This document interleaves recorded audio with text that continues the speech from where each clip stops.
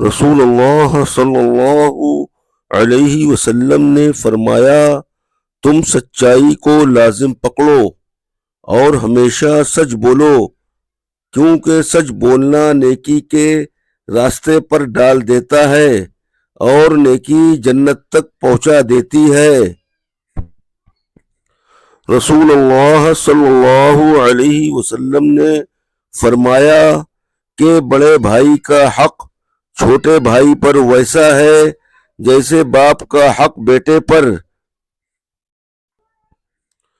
غصہ شیطان کی طرف سے ہے اور شیطان آگ سے پیدا ہوا ہے اور آگ پانی سے بجھائی جاتی ہے، لہذا جب کسی کو غصہ آ جائے تو وہ وضو کر لے۔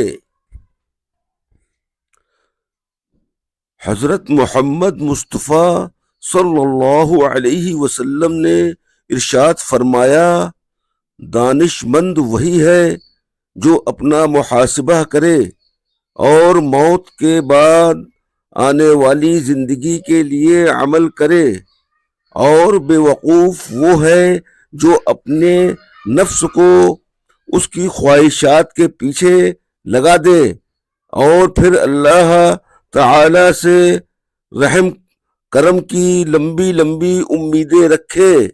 ابن ماجہ 4260، ترمذی شریف 2459۔ فرمان مصطفیٰ صلی اللہ کے رسول صلی اللہ علیہ وسلم نے فرمایا کہ موت کا ایک دم آنا افسوس کے لائق ہے کہ مرنے والا نہ کچھ کہہ سکے اور نہ کر سکے۔